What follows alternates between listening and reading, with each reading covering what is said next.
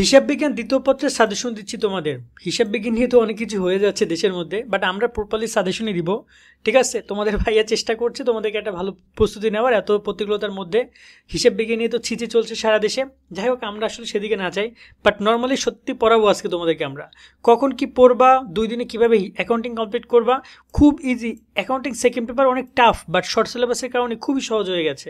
এখন তোমাদের মাত্র কয়টা অধ্যায়, এখানে অ্যাকাউন্টিং মাত্র কয়টা অধ্যায় কমপ্লিট করতে হবে, তার মধ্যে 3টা অধ্যায় কমপ্লিট করলে তোমার জন্য হবে।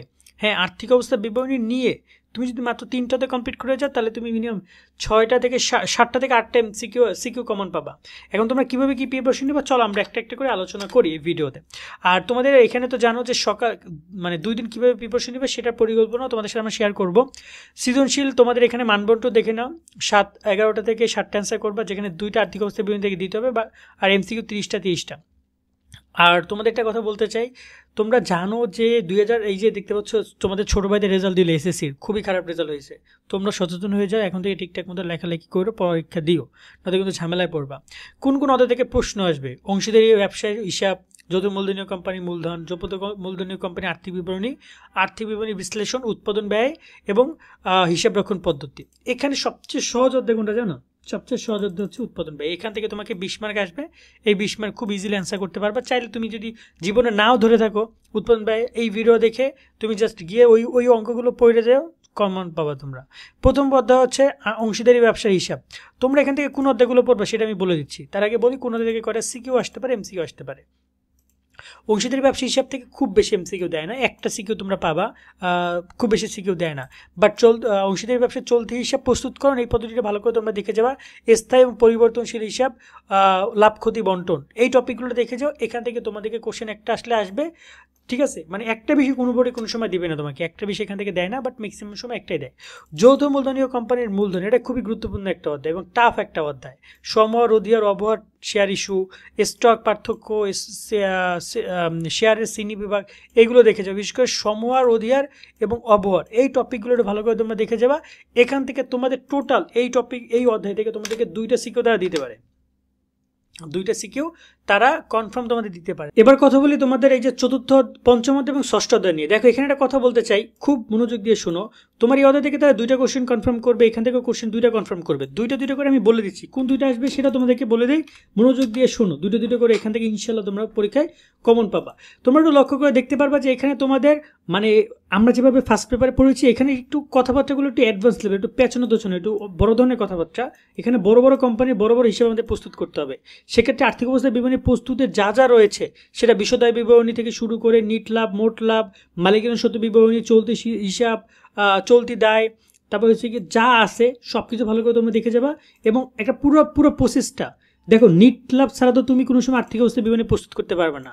মালিকানা সত্ত্ব ছাড়া কিন্তু তুমি আর্থিক অবস্থা বিবরণী প্রস্তুত করতে পারবে না। মালিকানা আর্থিক অবস্থা বিবরণী একটা অংশই মালিকানা সত্ত্ব। তো ঠিক এইভাবে তুমি সব প্রসেসটা দেখে যাবা। এখান থেকে তুমি 2টা কোশ্চেন পাবে, এখান থেকে কোনো কিছু বাদ দেওয়ার নাই। রইল ষষ্ঠ অধ্যায়।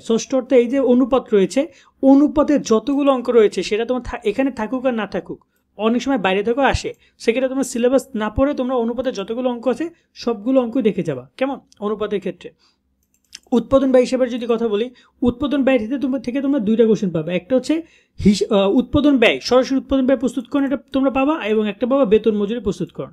2টা কোশ্চেন তোমাদেরকে দিবে, আর কোনো কথা নাই এখানে আর কোনো কথাই হবে না। এখান থেকে তোমরা 2টা কোশ্চেন এভাবেই পাবা, একটা উৎপাদন ব্যয় হিসাব, একটা হচ্ছে বেতন মজুরি হিসাব, এবং 2টা খুবই ইজি প্রশ্ন। এবং সবার শেষে মজুত পণ্যের হিসাব রক্ষণ পদ্ধতি, এই 2টা খুবই সহজ একটা অধ্যায়। এখানে রয়েছে ফিফো, আরেকটা রয়েছে রিফো, আরেকটা রয়েছে ডব্লিউএ। মানে এখন দেখো, তোমার এখানে তো লিফোটা নাই, এখানে শুধু ফিফো আছে আর ডব্লিউএ আছে। তাই আমি বলবো যে তোমরা অবশ্যই এই 2টা ভালো করে তোমরা দেখে যাবা। এখান থেকে তোমাদেরকে 2টা কোশ্চেন করবে, এখান থেকে তোমরা ইনশাল্লাহ 2টা কোশ্চেন কমন পাবা। এখন কোনো কারণে যদি এখান থেকে কোশ্চেন কম করে, সেক্ষেত্রে কিন্তু কোশ্চেন এই জায়গা থেকে একটা বাড়িয়ে দিতে পারে। বাট ওভারঅল এইভাবে প্রিপারেশন নিয়ে তোমরা যাও। এখন যদি তোমরা বলো ভাইয়া আমি কোন অধ্যায়গুলো পড়ার জন্য সাজেস্ট করবে, সেক্ষেত্রে আমি বলবো অফকোর্স তোমাকে তো 5 অধ্যায় পড়তেই হবে কনফার্ম। তুমি এখানে চেষ্টা করবো 7 নম্বর অধ্যায় ভালোভাবে কমপ্লিট করার জন্য, 7 নম্বর, ওকে। দেন হইলো তোমার লাস্ট একটা অধ্যায় রয়েছে, সেটা হচ্ছে হিসাব রক্ষণ পদ্ধতি। এটা আমি বলবো এই যে টোটাল 8, এই 3টা অধ্যায় পড়ে যাও। 3টা অধ্যায় পড়লে মোটামুটি ক্ষেত্রে তোমার জন্য 6টা প্রশ্ন কমন পড়বে। এরপর তুমি যদি সময় পাও, তাহলে তুমি অবশ্যই আমি তোমাকে বলবো তুমি আর্থিক বিশ্লেষণ পড়ে যাও। তোমার কাছে মনে হতে পারে আর্থিক বিশ্লেষণ কি নাকি, অনুপাতের অঙ্ক, খুবই ছোট অঙ্ক, বাট সূত্রগুলো মুখস্থ রাখতে পারলে তোমার জন্য খুব ইজিলি পরীক্ষা হবে। সেক্ষেত্রে আমি বলবো আরও একটা অধ্যায়, সেটা হচ্ছে তোমার জন্য এই যে 6 নম্বর অধ্যায়। ঠিক আছে, 5, 6, 7, 8 এই 4টা অধ্যায় কমপ্লিট করে যায়, এই 4টা তো তোমার জন্য খুব ভালো একটা প্রিপারেশন দিতে পারে। দেন আমরা কথা বলি তোমাদের এমসিকিউ পার্ট নিয়ে। এমসিকিউর ক্ষেত্রে তোমরা প্রত্যেকটা অধ্যায় থেকে এমসিকিউ পাবা, বাট অন অ্যাভারেজ তোমাদের প্রত্যেকটা অধ্যায় থেকে 5টা এমসিকিউ আসতে পারে। 5টা এমসিকিউ তোমাকে প্রত্যেকটা অধ্যায় থেকে তারা করতে পারে। ঠিক আছে, সো কোনো অধ্যায় থেকে বেশি আসতে পারে, যেমন 530 বাট এই অধ্যায় থেকে দেখা যায় বেশি আসতে পারে, এই অধ্যায় থেকে একটু কম আসতে পারে, এই অধ্যায় থেকে একটু বেশি আসতে পারে, যদি এখানে রিটার্ন আছে এই অধ্যায়গুলো থেকে একটু বেশি আসবে। বাট ও অন অ্যাভারেজ সব অধ্যায় পড়তে হবে। অধ্যায় পড়ার ক্ষেত্রে তোমরা চেষ্টা করো 24 কোশ্চেনগুলো যদি পাও, মনে না 24 পরীক্ষা হয়েছিল, 23, 22 এই কোশ্চেনগুলো সলভ করার জন্য 22, 23, 19 এগুলো সলভ করা ট্রাই করবা, 10টা কলেজের প্রশ্ন সলভ করা ট্রাই করবা এবং অধ্যায় গাইড সাপ্লিমেন্ট এভাবে তোমরা পড়ো। যখন তোমরা একটা অধ্যায় পড়বা চেষ্টা করবা তার এমসিকিউগুলো একসাথে কমপ্লিট করার জন্য, তাহলে তোমার জন্য বেশ ভালো একটা প্রিপারেশন হবে। যখন তুমি অংশীদারি অধ্যায় পড়ছো বা যখন তুমি যৌথ মূলধনী কোম্পানি আর্থিক মূলধনী পড়ছো, তখন চেষ্টা করবো সাথে সাথে এমসিকিউগুলো পড়ার জন্য। তখন দেখবা যে অঙ্কর অনেক বিষয়গুলো তোমরা এমসিকিউতে পাচ্ছ, আবার তোমরা এমসিকিউ সলভ করতে করতে অনেক অনেক বড় অঙ্কের অনেক ক্লু পেয়ে যাচ্ছ, যেটা তুমি অনেক সহজ করে বুঝতে পারবা। তো এই বিষয়গুলোর প্রতি খেয়াল রাখবে। আজকের মতো ভিডিও আমরা এখানে শেষ করছি। সকলে অনেক অনেক ভালো থাকবা। আল্লাহ হাফেজ।